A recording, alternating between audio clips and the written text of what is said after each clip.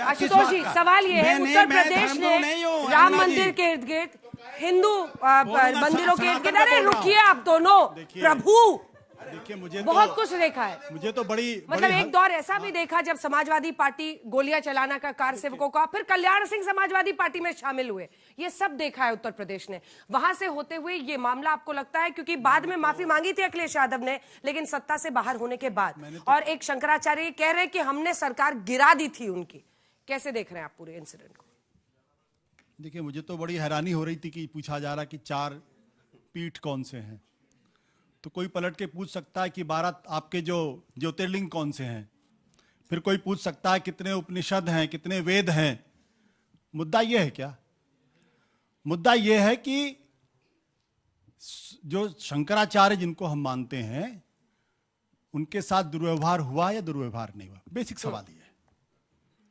और दूसरा बड़ा सवाल यह है कि आखिर योगी आदित्यनाथ के पक्ष में भारतीय जनता पार्टी का शीर्ष नेतृत्व, संघ परिवार क्यों नहीं उनको डिफेंड कर रहा? बुनियादी सवाल है। और पूरा का पूरा खेल इसी बात को है, या तो भारतीय जनता पार्टी ये तय करे कि शंकराचार्य के साथ हैं, अगर सनातन की बात करते हैं, सनातन के अपमान की बात करते हैं, सनातन की पर कॉपीराइट की बात करते हैं, तो फिर हिंदू धर्म में 4 पीठ के अलावा किसी दूसरी की तो मान्यता है नहीं, जिसको आदि शंकराचार्य ने स्थापित किया था। और अगर उनमें से किसी एक शंकराचार्य के बारे में कहा जा रहा है शंकराचार्य नहीं है, तो शायद उनको इस बात की जानकारी नहीं है कि हिंदू धर्म में जो पीठ की परंपरा है उसमें उत्तराधिकार का सिद्धांत काम होता है, जैसे आरएसएस में उत्तराधिकार का सिद्धांत काम करता है। लेकिन इस पे जो आर्ग्यूमेंट कोर्ट में हुआ था, क्योंकि आपने ये छेड़ा ना, आदि शंकराचार्य ने जो नियम बनाए उसमें उन्होंने उत्तराधिकारी घोषित करने की परंपरा को रोका था। मुझे हैरानी तब हुई थी जब उस वक्त सुप्रीम कोर्ट में तुषार मेहता जी अपीयर किए थे, यानी राज्य जो सरकार है वो शंकराचार्य के खिलाफ अपीयर हुई थी, और उसके 1 महीने पहले सवाल उनका पट्टाभिषेक हो चुका था स्वामी अविमुक्तेश्वरानंद जी का, सितंबर 2022। ये फैसला 22, मैं उस पर जा ही नहीं रहा हूं। मैं ये कह रहा हूं कि केशव प्रसाद मौर्य जी कह रहे हैं कि वो हमारे भगवान हैं, हम उनके चरण स्पर्श करके उनको प्रणाम करते हैं, उनको गुस्सा थूक देना चाहिए।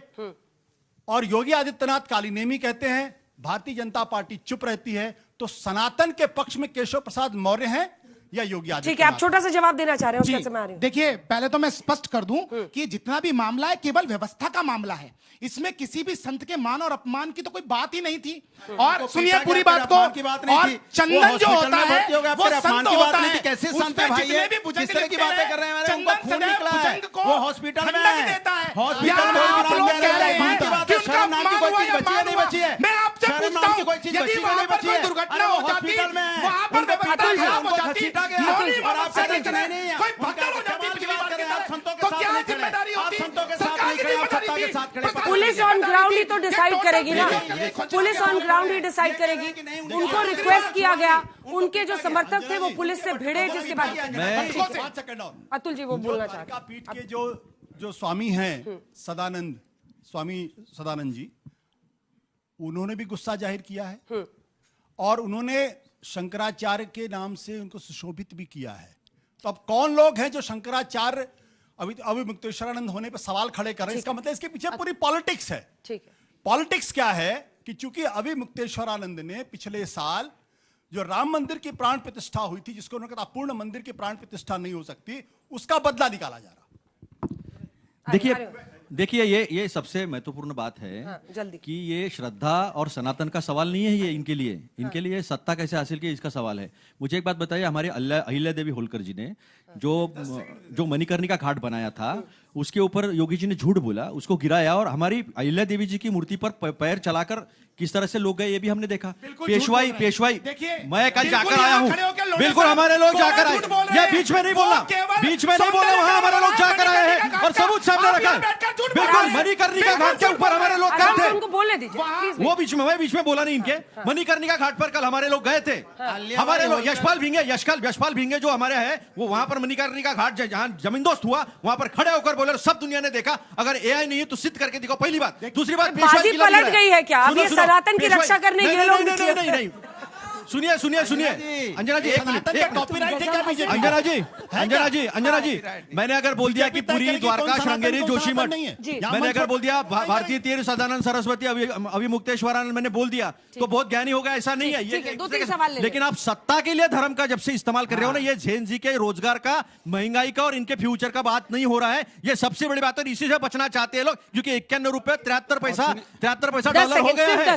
अर्थव्यवस्था जो है ना, अभी मैं बता रहा हूँ, कोर सेक्टर हमारा 3.7% से बढ़ रहा है। लेकिन अभी मुक्तेश्वरानंद के मुद्दे पर तो आप ही लोग अंजना जी को डिसाइड कर, लेकिन अभी मुक्तेश्वरानंद के मुद्दे पे तो विपक्ष ही सुनो घेर रहा है ना, वो लोग तो भाग रहे हैं इस बहस से। उन्होंने कहा गोमांस में नंबर 2 पे आ गया भारत एक्सपोर्ट में, उसके ऊपर ये बात नहीं करते। उन्होंने ये कहा कि अटल बिहारी वाजपेयी जी ने कहा था गोमांस रोकने के लिए मुझसे मिलो मत। मेरा सारा जो है ना, मेरा सवाल ये है कि क्या वाकई में दिल्ली जो है वो केशव प्रसाद मौर्य को एक हथियार बना करके योगी आदित्यनाथ को कमजोर करना चाहती है? मैं इसमें जोड़ दूं, दो कॉन्स्पिरेसी कहानियां चल रही हैं। एक यूजीसी कानून को लेकर के सोशल मीडिया पे चल रहा है कि योगी आदित्यनाथ को आगामी विधानसभा चुनाव में कमजोर करने के लिए दिल्ली ये करना चाहता है। दूसरा, जो अभिमुक्तेश्वरानंद का पूरा विवाद चला, इसमें केशव प्रसाद मौर्य का स्टैंड इनसे बिल्कुल अलग है। तो क्या योगी को कमजोर करना दिल्ली चाहता है?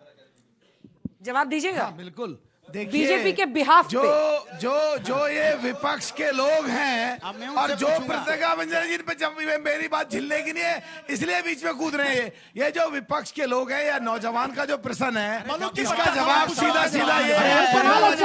लेकिन ये भी सच्चाई है कि साल 2017 से ये कॉन्स्पिरेसी थ्योरीज चल रही है, इसका सीधा तब से चल रही है। पहले कहते थे उनको स्टूल पे बिठा दिया, ये कर दिया, लेकिन वो सरवाइव कर रहे हैं। क्या जवाब देंगे मलूक जी? मलूक जी क्या जवाब देंगे? दीजिए हिस्सा है। अगर एनडीए में बीजेपी के दो जवाब देने किसी से कोई बात निकली है, औरंगजेब जब कहा उसके जवाब में, और परिवार का कोई दूसरा आदमी जाके वहाँ अच्छी बात करता है, तो इसका मतलब विपक्षी और ये किसी अब 2-3 सवाल लूंगी फिर तैयार करके लाए हैं, तो चाहते हैं कि सनातन धर्म सवाल है कि जब ऐसे रिलीजियस प्लेसेस में बहुत भीड़ होती है और स्टेट इन्वेंशन अगर थोड़ा पब्लिक सेफ्टी के लिए करे तो उसमें प्रॉब्लम क्या है? महाराज के लिए क्यों नहीं? सतुआ महाराज के लिए क्यों नहीं हुआ? सवाल ये है, अरे रुक जाए। मेरा सवाल ये है कि जब कानून कहता है कि इनोसेंट अंटिल प्रूवन गिल्टी, तो फिर एक बिना किसी कोर्ट ऑर्डर के प्रशासन कैसे किसी संत को नकली घोषित कर सकता है? ठीक है सर, मेरा सवाल कांग्रेस के प्रवक्ता और समाजवादी के प्रवक्ता से है कि जिनके घर खुद शीशे के होते हैं वो दूसरों घरों में पत्थर नहीं फेंकते।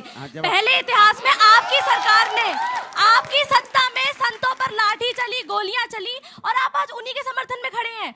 हम action speaks louder than words देखते हैं, और हम जैन जी जो सर आपने बोला था, हमें कुछ फर्क नहीं पड़ता आपके इस मैनिपुलेशन से। आप ये बताइए कि आपके वर्ड्स और आपकी पार्टी के एक्शंस कब मैच करेंगे? अच्छा, मैं बताऊंगा। एक साथ क्या ये सरकार स्वीकार करती है कि प्रयागराज में हुआ इंसिडेंट प्रशासनिक सफलता से ज्यादा प्रशासनिक चूक को दिखाता है? ठीक है मैम, मेरा सबसे पहला सवाल तो ये, पहले तो आप जितने यहाँ बैठे हैं, आप सब, मैंने मान लिया कि धर्म को आप सिर्फ दिखाते हैं, कभी निभाते नहीं हैं।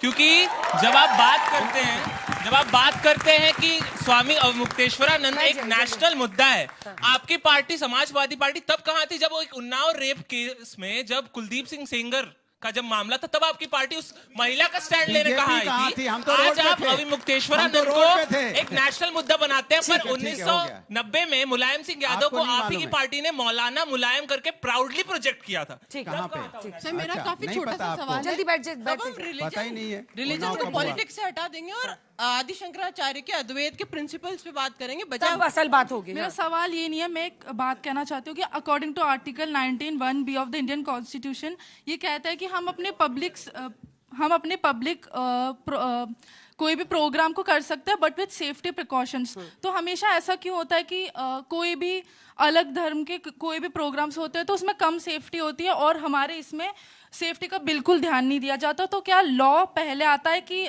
संविधान पहले? ठीक है, आप सिर्फ इतना सा जवाब दीजिए कि अगर वहाँ पुलिस लाठीचार्ज नहीं करती या उन्हें नहीं रोकती तो क्या आप पुलिस को आरोपित नहीं ठहराते कि वो गलत है? हाँ, मेरा सवाल ये है, क्या राज्य प्रशासन के पास ये कानूनी अधिकार है कि वे सुरक्षा और व्यवस्था के नाम पर सदियों पुरानी धार्मिक परंपराओं को बदल दे? मेरा पूरे विपक्ष से सवाल है, सारे नेता जो थे आप सबके आए हैं, उन्होंने बोला है शंकराचार्य के साथ जो हुआ है बुरा है, पर जो जनता मार खाई है उसके बारे में क्या सवाल है? उसके बारे में कोई क्यों नहीं पूछ रहा है? आप सब आके बोल रहे हैं कि उनके साथ जो हुआ है बुरा है, क्योंकि वो है सनातन धर्म के वो बड़े से पक्ष है, पर आप जो लोग हैं जो उनको फॉलो करते हैं उनके बारे में क्या है? ठीक है, आखिरी मेरा प्रश्न मल्लूक नागर जी से है कि सर आप धर्म की सुरक्षा की बात करते हैं, आप संतों की बात करते हैं, अगर ये दूसरे राज्य में होता तो आप मुख्यमंत्री तक से इस्तीफा मांग लेते, मगर अभी आपकी सरकार शांत बैठी, किसी अधिकारी से कोई कार्रवाई नहीं करेगी, तो सर उस पर आप क्या कहना चाहेंगे? सर, क्या प्रशासन ये क्लियरली बता सकता है कि डिसीजन क्राउड मैनेजमेंट पर था या व्यक्ति की पहचान पर? ठीक है, चलिए, बहुत अच्छा सवाल। यहीं से शुरू करते हैं, एक सेकंड में, उसके बाद आ रही हूँ। क्या व्यक्ति पर था या सुरक्षा के लिए था? इसके बाद धन्यवाद। पहले तो मैं एक प्रश्न यहां से आया था कि शब्द और कार्य आपके कब मैच करेंगे। मुझे बड़ा अच्छा लगा, ये आपने लपक लिया, बहुत अच्छा लगा। रह रह के बदलते हैं दिन रात नए चोले, अंदर से बड़े जालिम और ऊपर से बड़े भोले। अभी लोंडे साहब ने अपनी आखिरी स्टेटमेंट में मोदी जी के बारे में कह रहे बोला था, ये मोदी जी के बारे में कह रहे हैं आप? वाह वाह वाह, ये मोदी जी के बारे में कह रहे हैं, का विरोध कर रहे हैं, आपके सामने बोला ना। मैं जहां लोंडे साहब से पूछ रहा हूं, 2003 के अंदर श्रद्धेय अटल बिहारी वाजपेयी जी ने पार्लियामेंट में एक बिल लेके आए थे गो हत्या प्रतिबंध पे, तब यही समाजवादी पार्टी, यही कांग्रेस और पूरा विपक्ष खड़ा हुआ था कि गो हत्या प्रतिबंध नहीं होना चाहिए, और ये कह रहे थे कि अलग अलग राज्यों में अलग अलग व्यवस्थाएं। तो आज आपको राजनीति सूट करती है, आपको लगता है कि इससे मुझे वोट मिल सकता है, तो इसलिए मैं इसका समर्थन करूंगा। बताइए, बच्ची के सवाल का जवाब दीजिए। उसी का जो उन्होंने सवाल पूछा, उन्होंने तो लपक लिया, मैं उनसे पूछना चाहता हूँ। बड़ी चौड़े हो गए, वो मोदी जी के बारे में था। एक मिनट बड़े चौड़े के पूछ रहे थे, शंकराचार्य के नाम बताओ, चारों शंकराचार्य के नाम बताओ। आप बताओ रोजगारी दर क्या है, बेरोजगारी दर क्या है, बेरोजगारी दर क्या है? समझे नहीं ना, सुनिए मेरी बात को। अहिल्याबाई का जन्म कब हुआ था? अहिल्याबाई होलकर जी का जन्म कब हुआ था? नहीं पता आपको, चुप रहिए। अब एक्सपोज हो गया ना, बीजेपी का बैटिंग करने आए हो, लेकिन आपको पता नहीं है माता अहिल्याबाई होलकर का जन्म कब हुआ, इसलिए आपको नहीं समझ में आ रहा है वहां पे क्या हुआ था मनकेश्वर घाट पे, क्योंकि आप समझना नहीं चाहते हो, आप यूथ की बात करना नहीं चाहते हो, उनको पता नहीं बेरोजगारी क्या होती है, महंगाई क्या होती है, एक्सपोर्ट क्या होता है, इंपोर्ट क्या होता है, देश की अर्थव्यवस्था क्या होती है, नहीं मालूम है आपको। और आपको यह भी नहीं मालूम कि शंकराचार्य का सम्मान क्या होता है। जब शंकराचार्य का सम्मान करने की बात कही, बताओ चारों शंकराचार्य के नाम बताओ, चारों शंकराचार्य के नाम बताओ। आप चीखने लगे ना, जब मैंने माता अहिल्याबाई होलकर जी का जन्म पूछ लिया, चिल्लाने लगे, हो गया एक्सपो, कब हुआ था बता दो, अपमान हुआ बता दो, कुछ नहीं पता आपको, आप यूथ की बात कर ही नहीं सकते, क्योंकि आपको बेरोजगारी का पता ही नहीं बेरोजगारी क्या होती है, आपको बेरोजगारी से मतलब नहीं है, महंगाई से मतलब नहीं, किसान से मतलब नहीं। 2% है, बता रहे हो। नहीं क्या, वही आपने जो उनको पूछा, कुछ नहीं पता है, उनको इतना पता होता तो बता दिया होता। अब मैंने बोला अंजना जी, मैंने सीधा पूछा अहिल्याबाई होलकर जी माता जी का, जिसकी हम लोग चर्चा करते, जन्म क्या हुआ था बता दें। अवनीश जी, देखिए बीजेपी को एक बैटल फाइट करना है, ये हमेशा नहीं। एक second sir, please listen to the question. अरे भदौरिया जी, हम धर्म गुरु नहीं है, अंजना जी, शंकराचार्य के सम्मान के लिए लड़ रहे हैं। भदौरिया जी, मैं सम्मान अभी मैं सम्मान अपने दोहरे रवैये पे तो जवाब ही नहीं दिया। कभी आप गोली चला देते मैं जवाब दे रहा हूँ। अंजना जी, हमारे से गलती हुई 2015 में, और उसके तत्कालीन मुख्यमंत्री श्री अखिलेश यादव जी ने माफी मांगी,